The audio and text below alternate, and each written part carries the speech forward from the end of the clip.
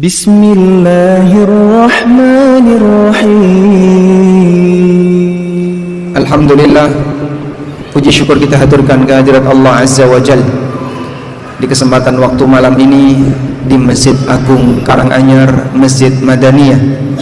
Allah kumpulkan kita dalam rangka untuk belajar bersama. Semoga Allah Subhanahu wa taala jadikan forum ini sebagai forum yang barokah. Allah jadikan sebagai tempat kita untuk bisa menambah iman, dan kita bisa pulang tidak hanya mendapatkan ilmu, namun juga bisa mendapatkan peningkatan takwa. Tidak lupa kita mengaturkan salawat dan salam untuk selalu tercurah bagi Nabi Agung Muhammad sallallahu alaihi wasallam atas perjuangan besar beliau, sehingga Allah jadikan seluruh amal umat Islam ada dalam mizan timbangan amal kebaikan beliau sallallahu alaihi wasallam. Allah Ta'ala berfirman, wa innaka, Allah Subhanahu wa Ta'ala mengatakan, wa innalaka la ajran ghaira mamnun, sesungguhnya engkau Muhammad mendapatkan pahala yang terus mengalir, tidak pernah putus. Disebut sebagai pahala yang tidak pernah putus untuk Nabi sallallahu alaihi wasallam, karena setiap umat Islam yang mengikuti ajaran beliau, maka Rasulullah sallallahu alaihi wasallam turut mendapatkan pahalanya. Tidak lupa kami mengaturkan jazakumullah khairan, terima kasih banyak kepada takmir Masjid Madaniyah Karanganyar yang telah memberikan kita fasilitas untuk bisa belajar bersama di kesempatan malam ini. Tema kajian kita adalah mengacu kepada buku Umur yang Kedua. Mungkin sebagian di antara jamaah sudah pernah mengikuti kajian ini di beberapa kajian online yang kami tayangkan di ANB Channel.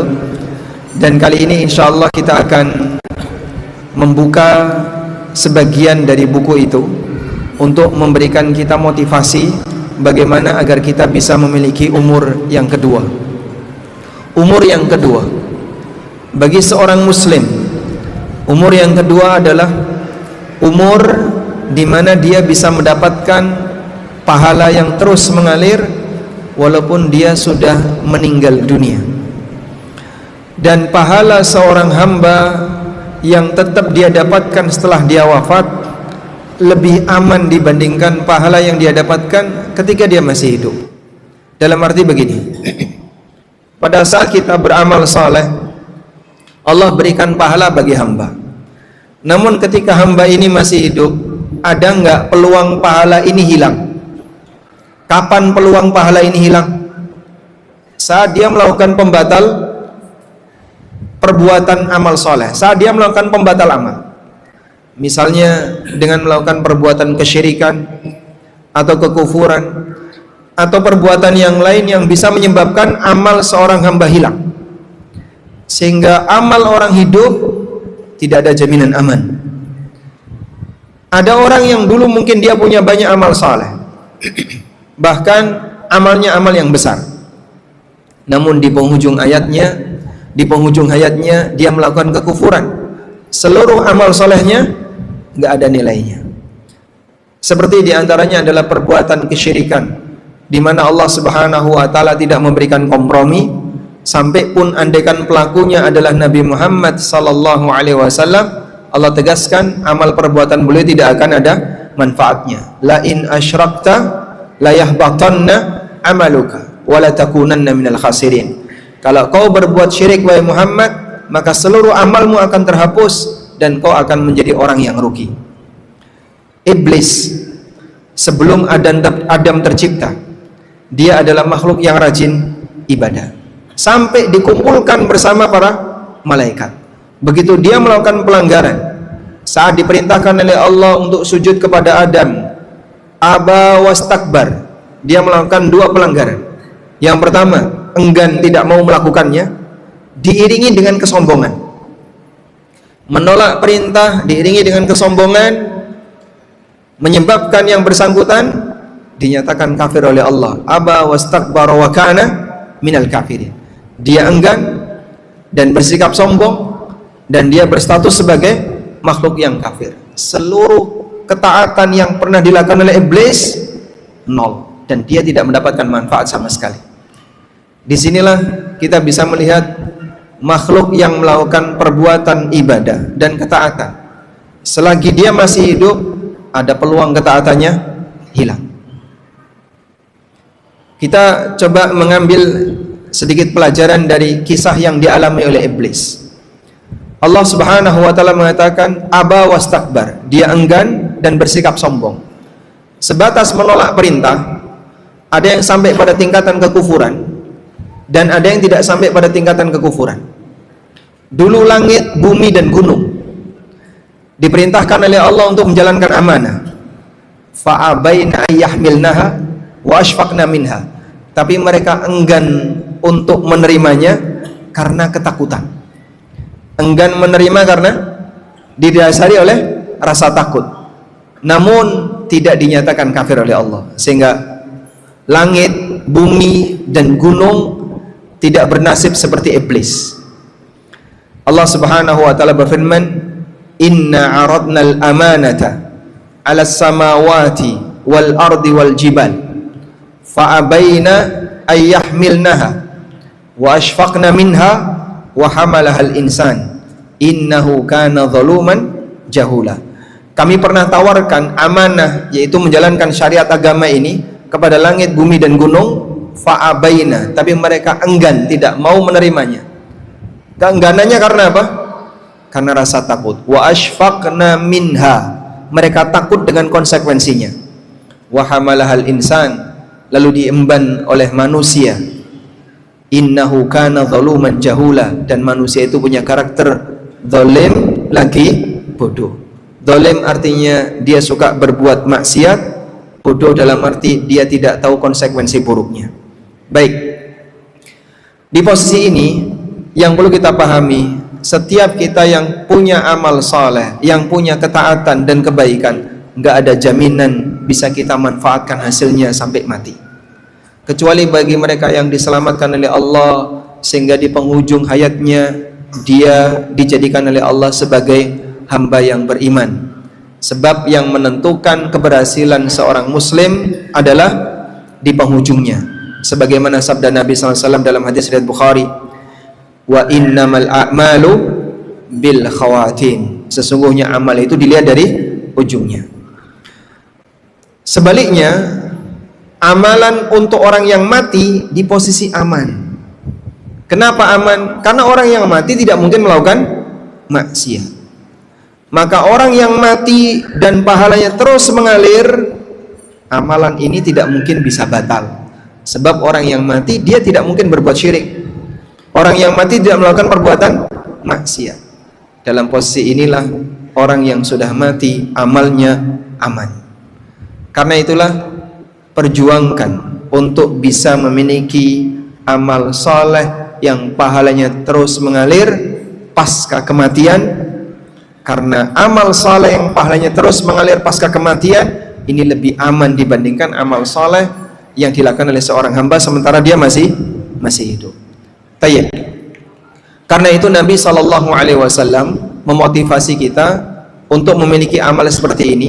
Di antara yang disebutkan dalam hadis riwayat Muslim, "Idza matal insan inqata'a amaluhu illa min thalathin." Apabila manusia mati seluruh amalnya terputus kecuali 3 amal. Bisa disebutkan? Sedekah jariyah. Yang kedua, ilmu yang bermanfaat. Yang ketiga, anak saleh yang selalu mendoakannya. Baik. Kenapa seorang muslim bisa memiliki amal yang terus mengalir? Penjelasannya disebutkan oleh Allah Ta'ala dalam firman-Nya di surat Yasin ayat 12. Inna nahnu nuhyil mauta wa naktubu ma qaddamu wa atharahum. Lanjutannya gimana? Kelihatan nggak pernah yasinan. Inna nahnu nuhyil mauta wa naktubu ma qaddamu wa atharahum wa kulla syai'in ahsaynahu fi imamin mubin. Allah Subhanahu wa taala berfirman, "Inna nahnu nuhyil mauta." Kamilah yang menghidupkan makhluk yang telah mati. Wa naktubu ma qaddamu, dan kami catat apa yang telah mereka kerjakan. Tidak hanya itu, wa atharahum, berikut dampak dari perbuatan yang mereka lakukan.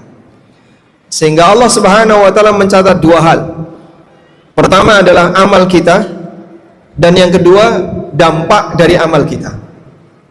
Maka amal baik yang berdampak baik tidak hanya mendapatkan pahala dari amal itu, tapi juga orang bisa mendapatkan pahala dari dampaknya.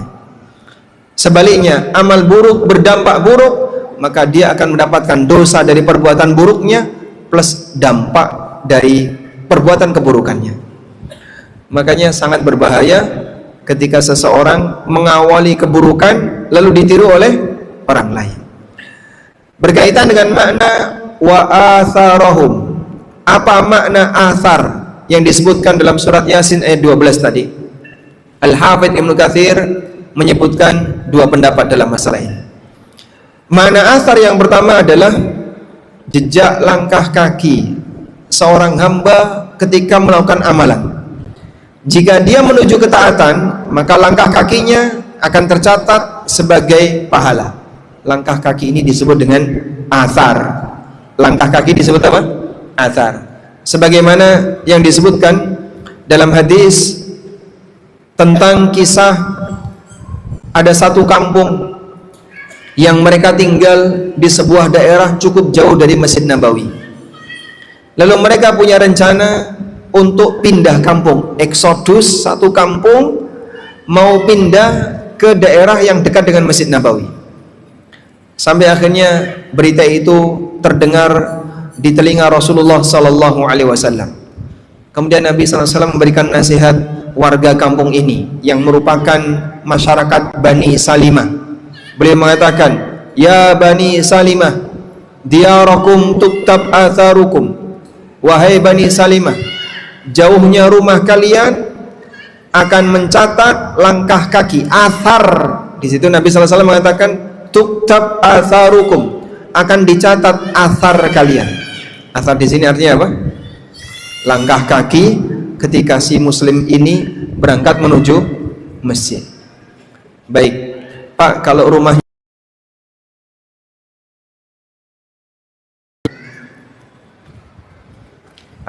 kalau jalan kaki sampai masjid malah gobios, sehingga sholatnya nggak bisa maksimal. Berarti kita naik kendaraan. Baik, kalau begitu parkir yang jauh agar nanti Anda tetap bisa jalan kaki. Sebuah nikmat yang luar biasa ketika seorang muslim rumahnya untuk bisa ke masjid bisa jalan kaki, karena dia bisa mendapatkan langkah kaki kanan meninggikan derajat langkah kaki kiri, menghapus dosa. Bersemangatlah untuk jalan kaki menuju masjid. Sunnah seperti ini ditekankan oleh Rasulullah SAW, dipraktekkan oleh para sahabat, sampai mereka yang rumah jauh oleh Nabi SAW diminta nggak usah pindah, tetap tinggal di situ.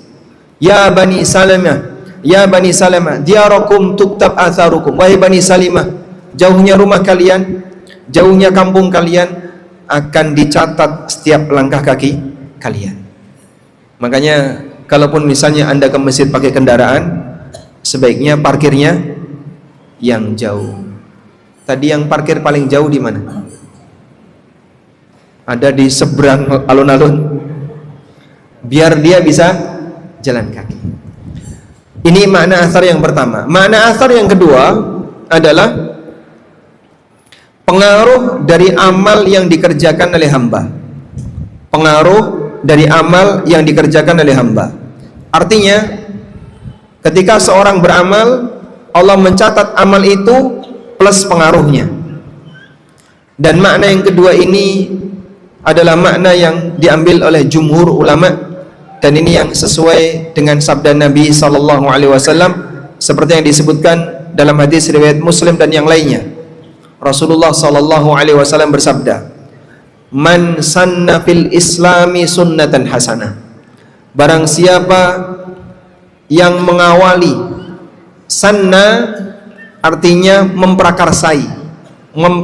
Memprakarsai berarti mempraktekkan yang pertama kali. Sebagaimana Nabi SAW menyebut, anak Adam yang membunuh saudaranya, dia akan menanggung darah setiap manusia yang terbunuh secara zalim. Kata Nabi sallallahu alaihi wasallam, li'annahu man sannal qatla, karena dialah yang sannal qatla, dia yang mengawali pembunuhan di muka bumi. Rasulullah SAW mengatakan, man sanna fil islami sunnatan hasanah, siapa yang mengawali sunnah yang baik dalam Islam, fa'umila biha ba'da, lalu dipraktikkan oleh orang lain setelahnya, kutiba lahu mithlu ajri man amila biha, maka dia mendapatkan pahala amal perbuatannya plus setiap orang yang mengikutinya. Bapak masuk masjid, banyak orang yang tiba-tiba masuk masjid semuanya ragu, sholat enggak, sehingga semuanya dalam posisi berdiri siaga apa? Iqamah. Semuanya berdiri siaga, siap untuk sholat jamaah, mungkin sebentar lagi akan iqamah. Lalu salah satu di antara mereka sholat sunnah. Begitu dia sholat sunnah, yang lain ikut sholat sunnah. Maka yang mengawali sholat sunnah ini, dia mendapatkan pahala dari seluruh temannya yang sholat sunnah. Tadi semuanya berdiri siaga dalam kondisi tidak sholat sunnah. Ini komat enggak? Enggak ada timer, dan semuanya ragu apakah iqamah ataukah masih lama. Anda langsung sholat sehingga meyakinkan yang lain kayaknya masih lama, terus semuanya ikut sholat. Maka yang sholat ini dapat apa Pak? Pahala sholat dia plus semua yang ikuti dia sholat. Masya Allah. Hal ringan seperti ini jangan diremehkan. Maka dalam setiap peluang Anda bisa memprakarsai sebuah kebaikan, jadilah yang terdepan, pioner dalam ketaatan. Inilah imamun lil muttaqin, imam bagi orang yang bertakwa. Seperti doanya ibadur rahman, waj'alna lil muttaqina imama, jadikan aku sebagai imam bagi orang yang bertakwa. Itu maknanya adalah jadikan aku salah satunya pioner dalam ketaatan, pioner dalam amalan takwa, karena amalan ketaatan itu akan mengantarkan orang menuju takwa. Sehingga imam bagi orang yang bertakwa adalah imam dalam aktivitas manusia bertakwa saat mereka melakukan ibadah. Seperti imam sholat, itu imam bagi orang yang bertakwa. Saat Anda memprakarsai sebuah amal soleh lalu ditiru oleh banyak orang, berarti Anda menjadi imam dalam ketakwaan. Sebaliknya kata Nabi SAW, wa man sanna fil islami sunnatan sayyi'ah, barang siapa yang mengawali kebiasaan buruk di tengah kaum muslimin, fa umila biha ba'da, kemudian diikuti oleh orang setelahnya, kutiba alaihi mithlu wizri man amila biha, maka akan dicatat untuknya seperti dosa setiap orang yang mengamalkan perbuatan buruk itu, wala yanqusu min auzarihim syai'un, tanpa mengurangi dosa mereka sama sekali. Pak, katanya manusia tidak menanggung dosa orang lain.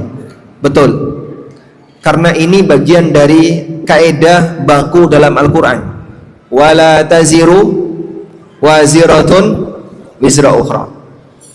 Maka tidak ada ceritanya orang tua nanggung dosa anak, suami nanggung dosa istri, ustadz nanggung dosa jamaah, nabi nanggung dosa umat. Enggak ada, karena masing-masing orang menanggung dosanya sendiri. Wala taziru waziratun wizra ukhra. Lalu kenapa orang ini menanggung dosa setiap orang yang mengikutinya? Karena dia yang mengawali keburukan dan memberikan dampak buruk bagi yang lain. Di saat itulah dia harus menanggung semua dosa orang yang mengikutinya, karena dia yang memprakarsai keburukan itu. Dan hadis seperti ini sangat banyak sekali. Karena itulah Nabi Muhammad sallallahu alaihi wasallam mendapatkan pahala dari setiap amal yang dilakukan oleh umatnya, sebagaimana yang Allah tegaskan di surat Al-Qalam, wa innalaka la ajran ghairu mamnun, sesungguhnya engkau Muhammad mendapatkan pahala yang ghairu mamnun, yang tidak pernah putus. Karena setiap ketaatan yang dilakukan oleh kaum muslimin, Rasulullah sallallahu alaihi wasallam turut mendapatkan pahalanya. Ada tafsir yang disampaikan oleh Imam As-Sa'di, Ghairu mamnun ay ghairu maqtu'in, bal huwa daimun mustamir, wa dzalika lima aslafahu an-nabiy sallallahu alaihi wasallam minal a'malis salihah. Yang dimaksud dengan pahala yang ghairu mamnun artinya yang tidak pernah putus, yaitu pahala yang terus beliau dapatkan karena beliaulah yang pertama kali mengajarkan amal saleh kepada umatnya. Karena itu muncul pertanyaan. Pertanyaan ini pernah disampaikan oleh Imaduddin Ibnul Attar. Beliau murid dekatnya Imam An-Nawawi. Sampai para ulama mengatakan, kalau ada manuskrip yang ditulis oleh An-Nawawi sulit untuk dibaca, tanyakan kepada Ibnul Attar, karena dia adalah salah satu di antara murid dekatnya An-Nawawi. Ibnul Attar, beliau yang sering didiktekan oleh An-Nawawi, sehingga beliau yang menulis beberapa karya, menyalin beberapa karya An-Nawawi. Imaduddin Ibnul Attar pernah ditanya, boleh enggak menghadiahkan bacaan Quran untuk Rasulullah Sallallahu Alaihi Wasallam? Seperti sebagian masyarakat kita kadang melakukan praktek seperti itu. Ila hadratil Mustafa, terus dia baca surat Al-Fatihah atau surat yang lain. Lalu kata beliau rahimahullah, amma qiraatul Qur'anil aziz, membaca Al-Quran, famin afdalil qurubat, termasuk di antara amal soleh yang paling afdal. Wa amma ihda'uhu lin nabi sallallahu alaihi wasallam, adapun menghadiahkan bacaan ini untuk Nabi sallallahu alaihi wasallam, falam yunqal fihi atharun mimman yu'taddu bihi, tidak dinukil satu athar dari orang yang riwayatnya bisa diterima. Bal yambagi ayyumna'a minhu lima fihi minat tahajjumi alaihi fima lam ya'dam fihi ma anna thawabat tilawati hasilun lahu bi asli syar'ihi sallallahu alaihi wasallam. Namun seperti ini tidak perlu dilakukan. Nah, bagian akhir beliau mengatakan, ketika seseorang itu membaca Al-Quran, otomatis beliau mendapatkan pahalanya. Wa jami'u a'mali ummatihi fi mizanihi, kata Ibnu Attar, dan seluruh ketaatan umat Nabi sallallahu alaihi wasallam masuk dalam timbangan amal soleh Rasulullah sallallahu alaihi wasallam. Jadi Bapak baca Al-Fatihah, baca surat apapun dari Al-Quran, otomatis Rasulullah sallallahu alaihi wasallam turut mendapatkannya, karena beliaulah yang pertama kali mengajarkan. Demikian yang dipahami oleh para ulama. Ada yang mengatakan seperti ini, Pak, ilustrasinya kayak gini Pak, ada sebuah tandon, kalau kita menghadiahkan pahala untuk Rasulullah SAW, ibaratnya kita ngisi tandon itu. Nanti kalau tandon ini kita isi, maka nanti akan luber. Nah, luberannya ini akan mengenai kita sebagai umatnya. Baik, ternyata ilustrasi ini dikritisi oleh para ulama. Dalam banyak ayat Allah mengatakan, innahu la yudhi'u ajral muhsinin. Allah tidak menyia-nyiakan pahala orang yang berbuat baik. Artinya apa? Nggak ada ceritanya pahala orang itu hilang, nggak ada, karena dijaga oleh Allah Subhanahu wa Ta'ala.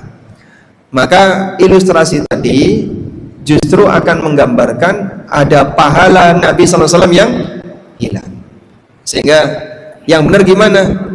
Tandon Rasulullah SAW yang menampung pahala beliau. Andaikan betul ada seperti itu gambarannya, nggak ada ceritanya tandonnya luber.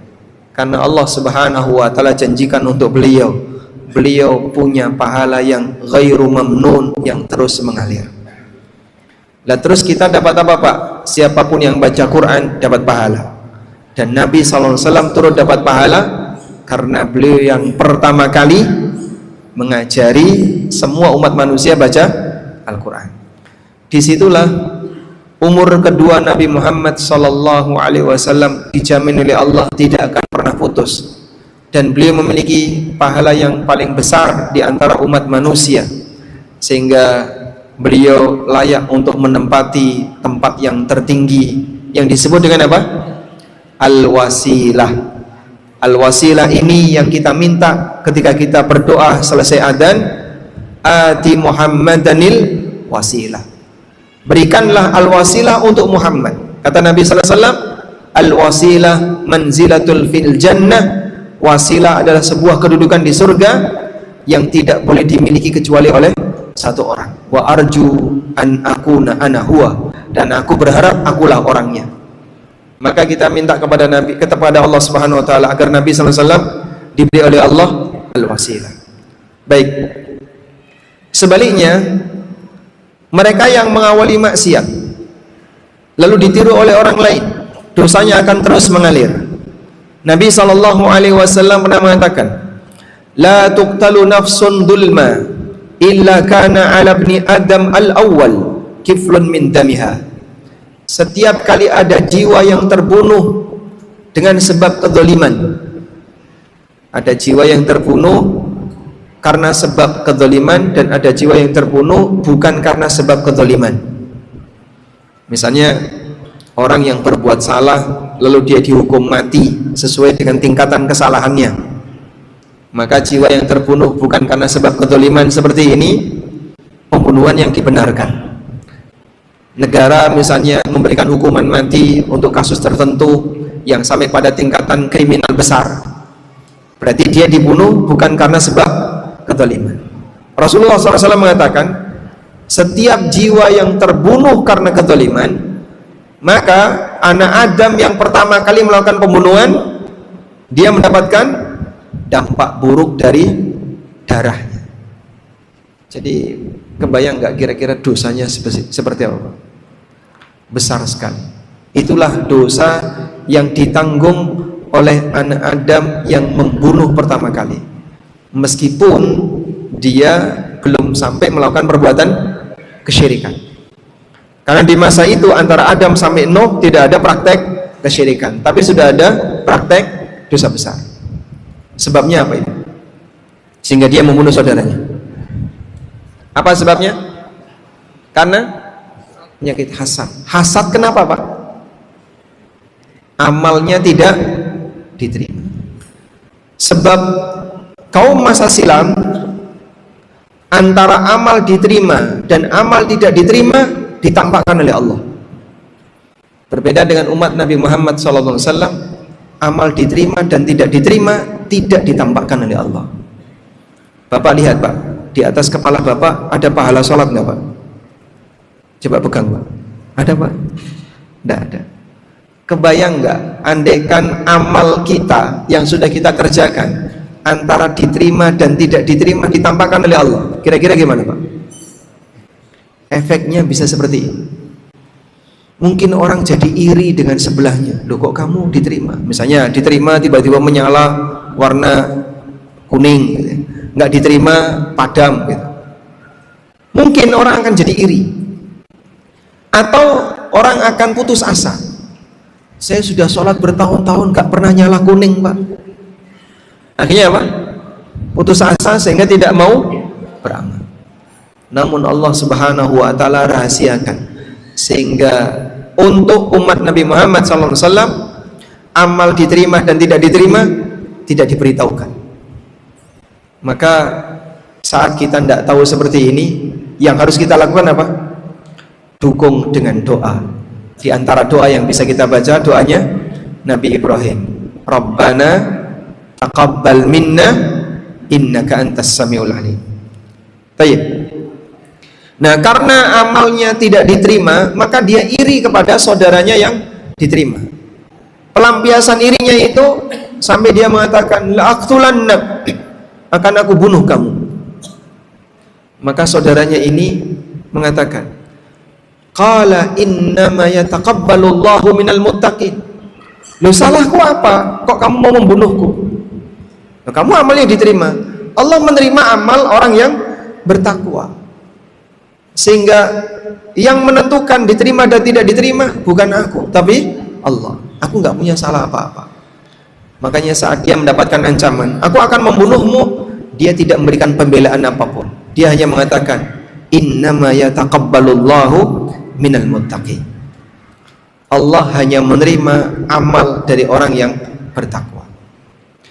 Tapi karena emosinya makin kuat, akhirnya fatawwa'at lahu nafsuhu qatla akhihi faqatala. Dia pun menuruti kemauan nafsunya untuk membunuh saudaranya. Dia menuruti kemauan nafsunya. Disinilah terkadang hasad itu sampai bisa menguasai jiwa seorang hamba. Allah tidak menyebut orang ini digoda setan, tapi Allah sebut dia menuruti nafsunya. Sehingga terkadang ada orang berbuat maksiat murni karena dorongan syahwat, karena dorongan hawa nafsu.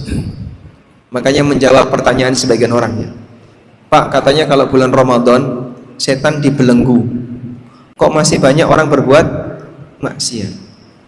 Karena banyak orang yang gak diganggu setan saja sudah maksiat, gak diganggu setan saja dia sudah maksiat. Sebab apa? Nafsunya mendorong dia untuk berbuat maksiat. Baik.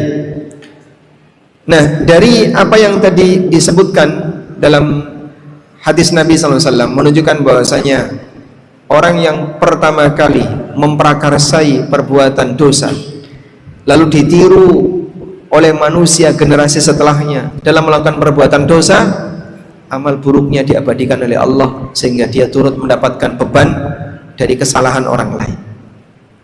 Padahal ya, kalaupun ada orang yang membunuh di zaman sekarang dengan semangat dolim, apakah karena dia meniru Qabil? Apakah karena meniru Qabil? Tidak. Tapi Allah abadikan dosa itu dan kesalahan itu, sebab dialah yang pertama kali memprakarsai.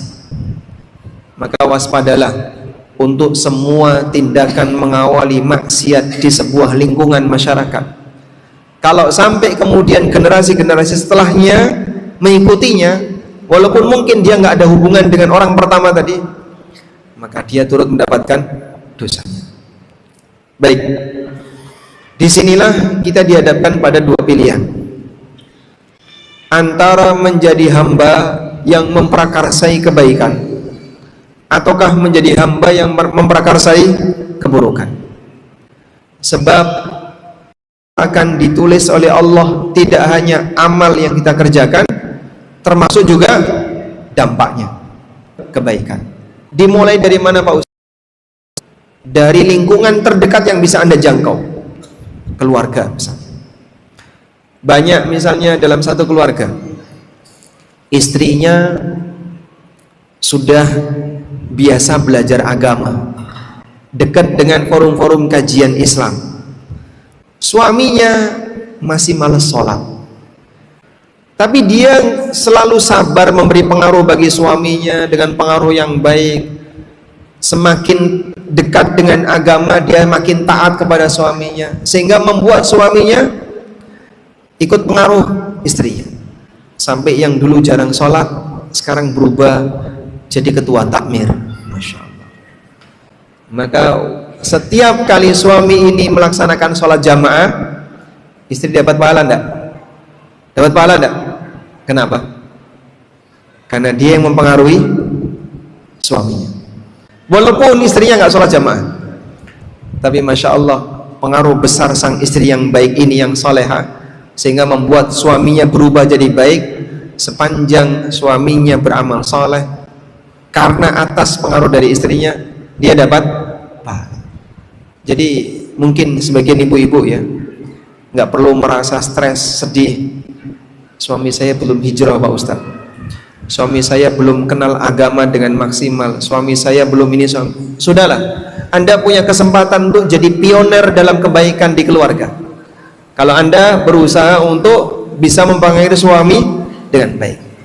Demikian pula sebaliknya, ada suami yang sudah kenal agama, dekat dengan agama, tapi istrinya mungkin nggak mau pakai jilbab, komunitasnya masih komunitas orang yang nggak karuan, dirawat oleh sang suami ini dengan penuh kesabaran, sampai akhirnya istrinya berubah, komunitasnya jadi baik, dia memakai hijab dengan maksimal, kemudian dia belajar agama, maka sang suami ini mendapatkan pahala dari setiap aktivitas istrinya yang belajar agama di masjid, belajar agama di forum-forum belajar agama dan seterusnya. Maka kesempatan saat Anda sudah kenal kebaikan sementara lingkungan Anda belum mengenalnya, berarti ada kesempatan untuk memberikan pengaruh bagi orang lain. Kalau kita bandingkan antara karya kita dengan para ulama masa silam, mungkin kita nggak ada apa-apanya. Di buku umur yang kedua saya sebutkan sedikit catatannya tentang beberapa ulama yang karyanya jauh lebih panjang umurnya daripada usia orangnya. Yang pertama, Imam Asy-Syafi'i rahimahullah, lahir di tahun 150 Hijriah, wafat di tahun 204 Hijriah. Berarti umur beliau berapa? 54 tahun. Tapi karyanya Imam Asy-Syafi'i masih bisa kita rasakan sampai sekarang. Berapa umur karya Imam Syafi'i? Jika dihitung dari 204, berarti lebih dari 1200 tahun. Lebih dari 1200 tahun. Ini umur karyanya Imam Syafi'i, padahal orangnya cuma berumur 54 tahun. Ulama yang lain, Imam Bukhari, beliau wafat di tahun 256 Hijriah di usia 62 tahun. Sahih Bukhari sampai sekarang masih dipakai enggak, Pak? Dan kita masih sering menggunakan hadis riwayat Bukhari. Begitu ada nama Bukhari, yakin sahih. Bapak tidak perlu ragu ini hadisnya sahih atau tidak. Begitu ada nama Bukhari, langsung yakin sahih. Sehingga sering dimanfaatkan sebagian orang, nyebarkan hadis pakai bahasa Indonesia dalam kurung HR Bukhari, dicarikan teks Arabnya nggak ada. Coba kebayang nggak Pak, hadis yang teks Arabnya nggak ada? Karena banyak orang yang terkadang membuat hadis palsu dan dia nggak malu dalam kurung HR Bukhari. Orang awam kan nggak ngerti, nggak mungkin dia ngecek Sahih Bukhari langsung percaya, padahal sejatinya ini pemalsuan. Bukhari yang umurnya cuma 62 tahun, namun karya Sahih Bukhari umurnya berapa? Kalau dihitung dari 256, lebih dari 1100 tahun. Pak, kalau kita berlomba seperti mereka kayaknya mustahil. Mana ada orang di zaman kita yang karyanya jauh lebih panjang dibandingkan orangnya? Mungkin, tapi barangkali tidak bisa bersaing seperti para ulama. Barangkali Anda yang punya wakaf tanah untuk kegiatan sosial keagamaan, Anda yang punya wakaf gedung, selama lahan itu dimanfaatkan, mungkin orangnya sudah meninggal ratusan tahun yang lalu, tapi amalnya terus mengalir sebab jasa beliau, amal beliau masih memberi manfaat bagi umat. Masing orang bisa ngukur kira-kira di potensi mana dia bisa merancang umur kedua, dimulai dari sekarang. Saya sedang memikirkan apa ya Pak Ustadz, kira-kira apa kira-kira umur kedua yang bisa saya rancang? Insya Allah kita coba rancang bareng setelah kita mendengarkan adzan Isya. Langsung sholat? Baik, kita mendengarkan adzan, kemudian sholat Isya. Setelah itu kita lanjutkan setelahnya. Wassallallahu ala nabiyyina Muhammad. Alhamdulillahi rabbil alamin. Wassalatu wassalamu ala asyrafil mursalin, Nabiyyina wa maulana Muhammadin wa ala alihi wa sahbihi ajma'in. Wa ashhadu an la ilaha illallah wahdahu la syarika lah, wa ashhadu anna Muhammadan abduhu wa rasuluh. Terakhir yang kita bahas, setelah kita mengaca bagaimana karya para ulama. Mereka punya karya yang umurnya lebih panjang daripada umur hidup mereka. Sementara kita berlomba dengan mereka mungkin tidak bisa. Lalu bagaimana kira-kira yang bisa kita perjuangkan untuk bisa mengejar ketertinggalan? Nabi Muhammad SAW menjadi panutan dalam hal ini. Beliau sebagai manusia yang Allah Subhanahu wa taala jadikan amalnya abadi. Padahal pada waktu Rasulullah sallallahu alaihi wasallam mengajarkan amal itu, mungkin hanya 1 sahabat yang melihat, 2 sahabat yang menyaksikan, 3 sahabat yang mendengar. Dalam arti begini, saat pertama kali Nabi menyampaikan hadis belum viral. Hanya 3 orang, 4 orang, sekian orang yang mendengar. Lalu kenapa kok bisa jadi viral? Allah yang mengantarkan amal. Sehingga jadi semua orang tahu hadis tentang innamal a'malu binniyat. Padahal yang mendengar itu cuma Umar seorang. Lalu disampaikan oleh Umar kepada seorang ulama tabi'in, hanya 1 orang yang tahu. Innamal a'malu binniyat termasuk salah satu contoh hadis ahad. Termasuk salah satu contoh hadis ahad. Tapi berturut-turut hanya 1 orang yang tahu. Setelah itu jadi viral, semua muslim tahu tentang itu. Hampir semuanya tahu. Innamal a'malu binniyat. Sebab Allah yang mengantarkan. Sehingga Anda bisa mengambil pelajaran bagaimana panggilan yang dilakukan oleh Ibrahim alaihissalatu wassalam. Allah perintahkan kepada beliau, wa'adzin finnasi bil haji, umumkan kepada umat manusia untuk berhaji. Maka Ibrahim mengatakan kepada Allah, ya Rabbi, kaifa u'adzinu lahum was-sauti la yuballighuhum. Bagaimana aku bisa mengumumkan kepada mereka sementara suaraku tidak bisa sampai kepada mereka? Kemudian Allah Subhanahu wa taala berfirman kepada Ibrahim, sampaikan saja panggilan itu dan aku yang akan mengantarkannya. Kemudian beliau naik ke bukit Abi Kubais atau Jabal Abi Kubais yang berada di sebelah timur Ka'bah. Lalu beliau memanggil seluruh umat manusia untuk berhaji. Dari mana kita mendengarkan panggilan itu? Bukan suara Ibrahim yang sampai kepada kita, tapi Allah Subhanahu wa taala teruskan dalam bentuk syariatnya yang berlaku kepada seluruh umat manusia. Maka mereka yang datang berhaji memenuhi panggilan Ibrahim alaihissalam atas perintah Allah Subhanahu wa taala. Permukaan hanya sebagian kecil dari tapi yang kita kenal Sahih Bukhari, Sahih Muslim, Musnad Imam Ahmad, Sunan Nasa'i, Sunan Ibnu Majah. Yang lainnya mungkin kita nggak kenal. Tidak abadikan amal yang lain. Pada waktu menulis kitab Al-Muwatta, lain nulis, sementara kitab sekarang di mana kitab Muwatta selain karyanya Imam Malik? Kita nggak lain, kita tidak jumpa. Hanya Muwatta'nya Imam Malik yang bisa kita dapatkan dengan oleh Allah. Dan kalau kita perhatikan lagi, adalah karya para ulama masa silam yang beliau lebih unggul sebelumnya.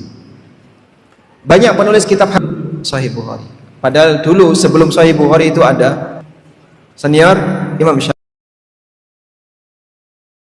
Imam Syafi'i, kitab hadis yang menonjol Muwatta'nya Imam Malik.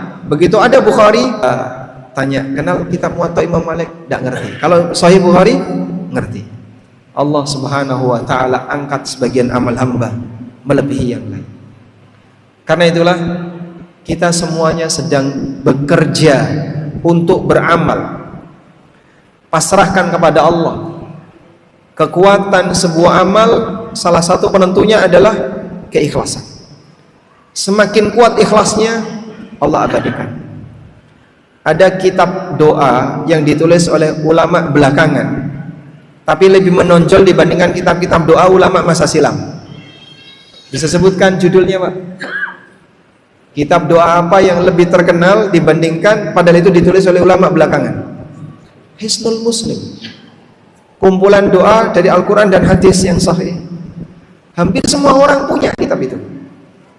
Tapi kalau orang saya tanya, kenal enggak dengan kitab Al-Wabilus Sayyib karyanya Ibnu Qayyim? Enggak tahu, Pak. Kenal enggak dengan kitab Al-Adhkar karyanya An-Nawawi? Enggak ngerti dia. Hisnul Muslim walaupun karyanya belakangan, tapi mengalahkan kitab-kitab sebelumnya. Artinya apa? Enggak ada jaminan bahwasanya hanya karya orang dulu yang dilestarikan. Allah Subhanahu wa taala mengangkatnya melebihi yang lain. Nah, di saat sebuah karya itu terangkat ke permukaan, dia dijadikan sebagai kitab yang dimana orang mempelajarinya banyak, maka nilai pahala yang akan didapatkan oleh seseorang akan semakin besar. Tayyib. Sekarang kita bisa apa, Pak? Kita bisa apa? Melihat para ulama nampaknya mustahil bisa menyamai. Ada satu ungkapan, illam takunu mithlahum fatashabbahu fa inna tashabbuha bil kirami falahu. Kalau kamu tidak bisa menyamai ulama, minimal tirulah ulama. Ada manusia bisa ditiru tapi tidak bisa disamai, seperti para nabi. Meniru para nabi bisa nggak? Bisa. Makanya ada perintah untuk mencontoh beliau, mengikuti beliau. Menyamai beliau bisa nggak? Mustahil. Ada manusia bisa ditiru tapi tidak bisa disamai. Maka meniru ulama mungkin, menyamai barangkali berat. Namun di sini ada satu hadis, semoga menjadi peluang bagi kita semuanya. Dalam hadis riwayat Bukhari, Nabi sallallahu alaihi wasallam pernah bersabda, "An-nasu ma'adin." Manusia itu ibarat tambang.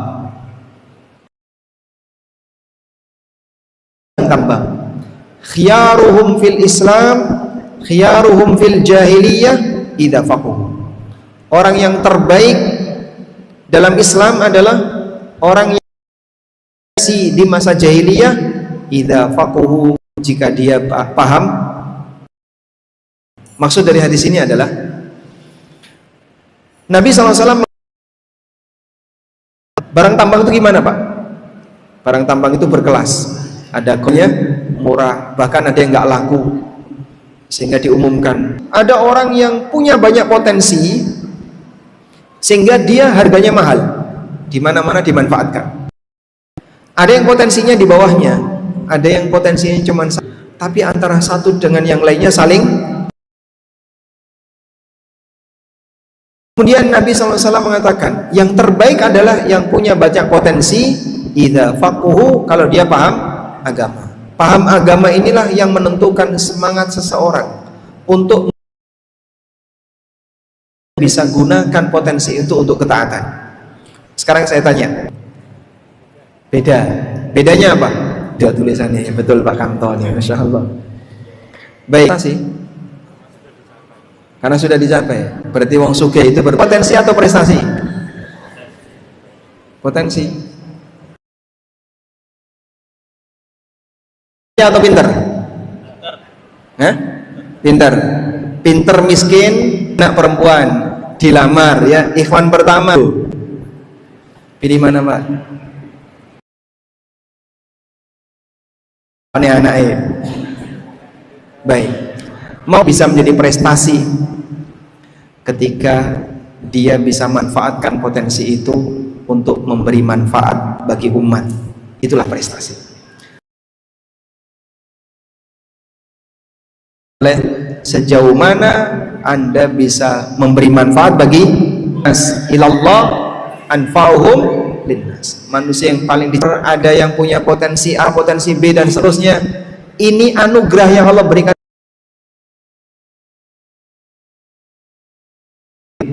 Maka silahkan Anda memberi manfaat bagi umat sesuai dengan potensi masing-masing yang Allah berikan kepada kita. Di saat itulah kita sedang berjuang bersama-sama. Umur kedua ada pada potensi Anda yang dimanfaatkan untuk memberikan manfaat bagi orang lain. Wallahu ta'ala alam. Demikian yang bisa kita sampaikan. Semoga kesimpulannya bermanfaat bagi kita semuanya, dan semoga Allah Subhanahu wa taala jadikan kita sebagai hambanya yang selalu istiqomah sampai akhir hayat. Allahumma anfa'na bima 'allamtana wa 'allimna ma yanfa'una warzuqna ilma. Wa sallallahu ala nabiyyina Muhammadin wa ala alihi wa sahbihi wa sallam. Wa akhiru da'wana anil hamdulillahi rabbil alamin. Wassalamu alaikum warahmatullahi wabarakatuh.